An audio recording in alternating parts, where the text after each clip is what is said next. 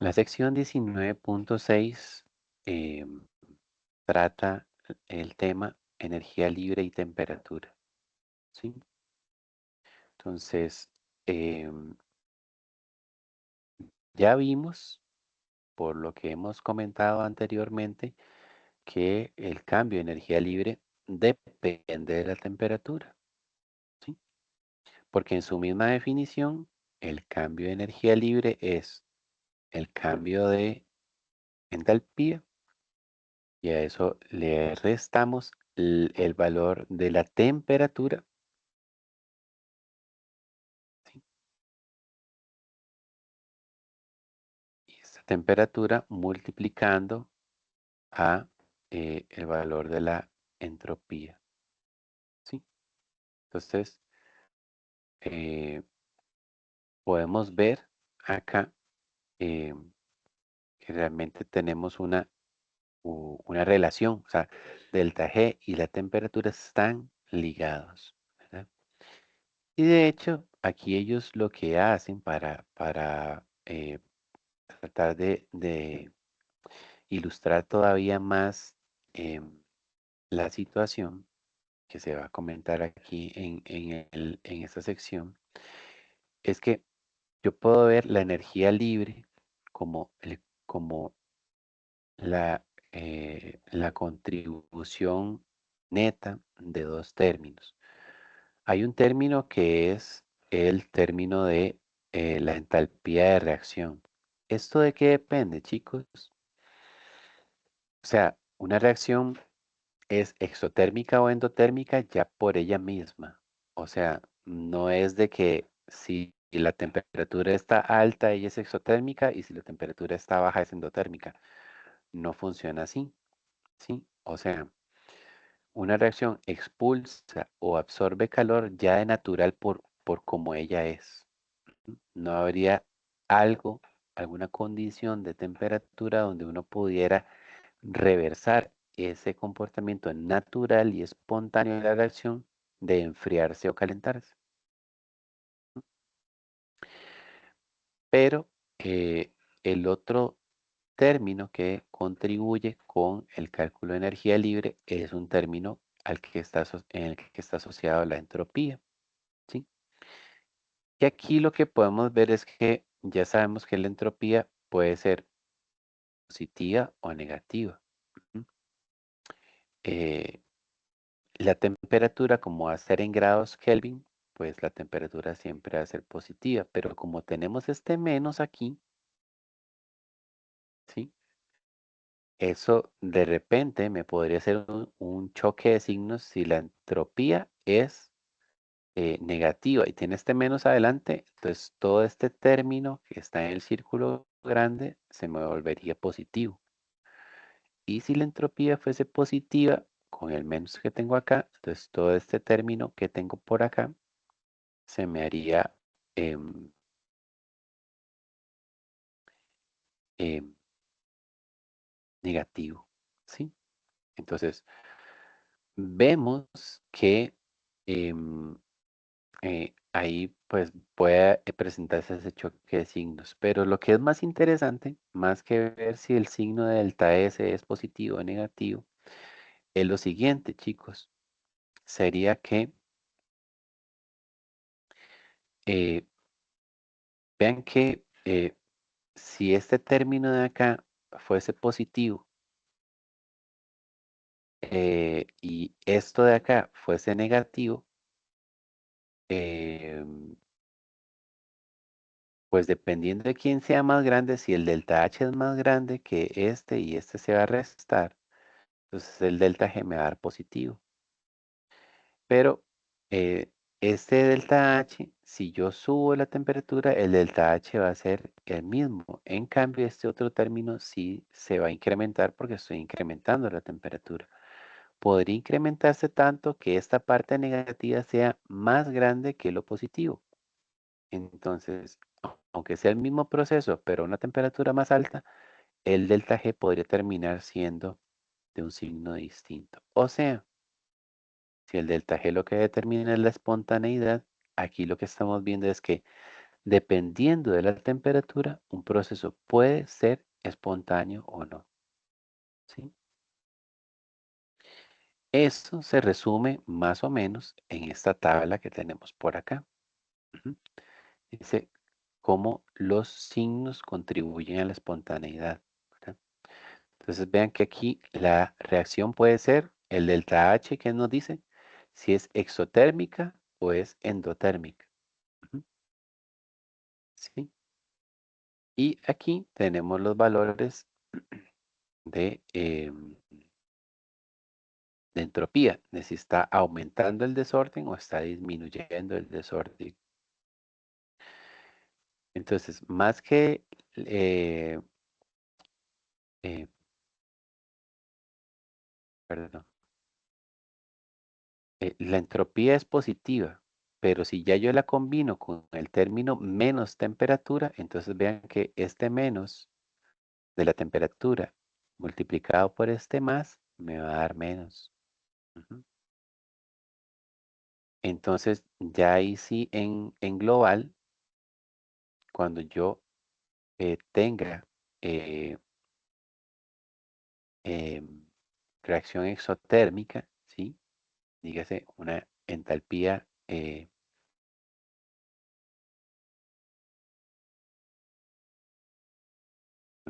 negativa, ¿sí?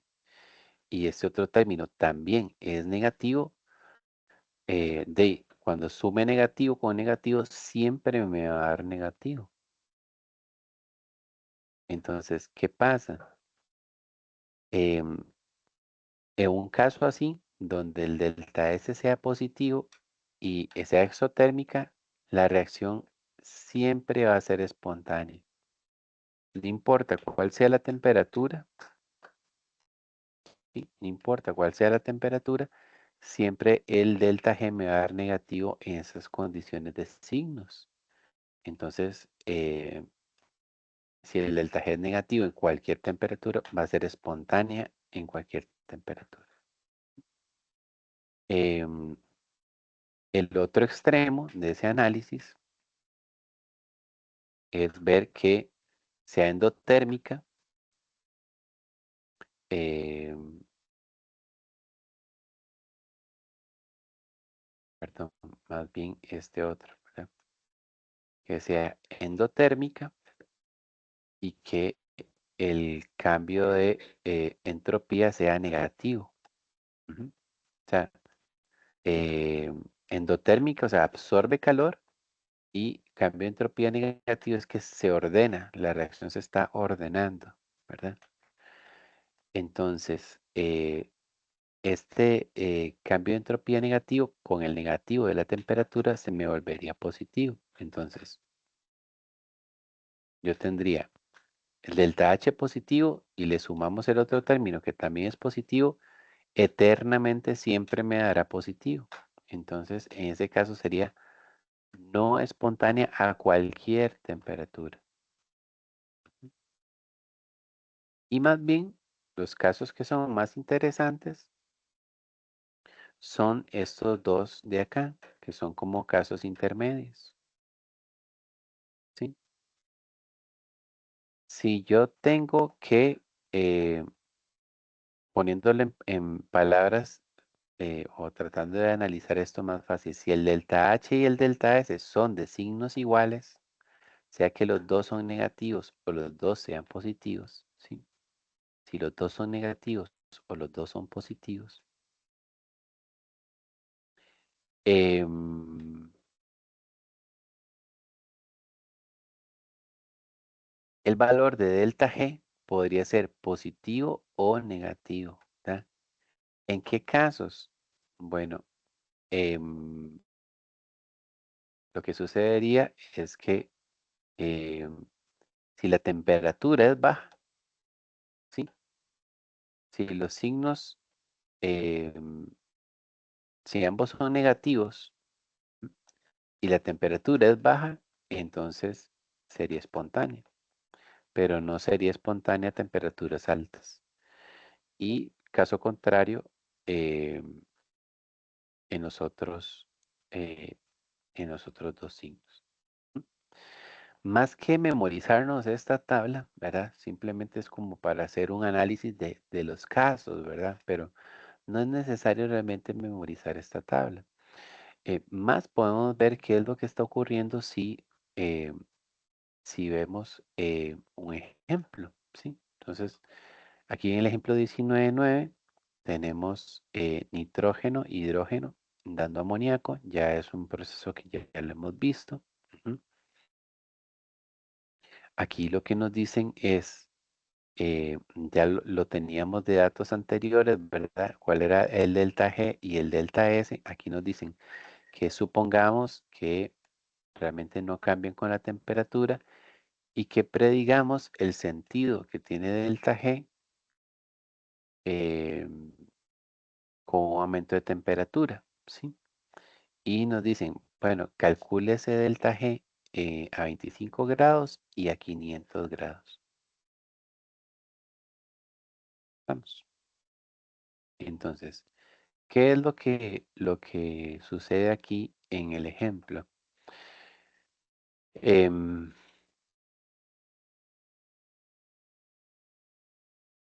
Aquí lo que nos dicen, ¿verdad? Es que en el ejemplo resuelto 19.5 ya teníamos los valores, ¿verdad? Delta H fue 92.38 y delta S fue menos 198.3. Vean que ambos son negativos. Entonces, como decíamos acá, los casos, los casos verdaderamente más interesantes son cuando los dos signos son iguales. En este caso, estamos en este caso de que tanto entalpía como entropía son negativas. Entonces, según eso, debería darnos espontánea a temperatura baja y no espontánea a temperatura alta. ¿Estamos? Entonces, eh, aquí, ¿verdad? Ven que estos mismos valores están aquí, ¿verdad? Este otro está por acá. Después este 98 se usa aquí y este otro de menos 198 se vuelve a utilizar aquí. ¿Cuál es la variable en estas dos expresiones? Que aquí la temperatura es 298 Kelvin, que serían 25 grados Celsius, lo que nos solicita aquí, 25 grados Celsius.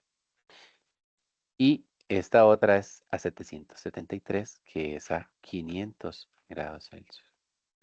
Entonces, vean qué es lo que está sucediendo aquí.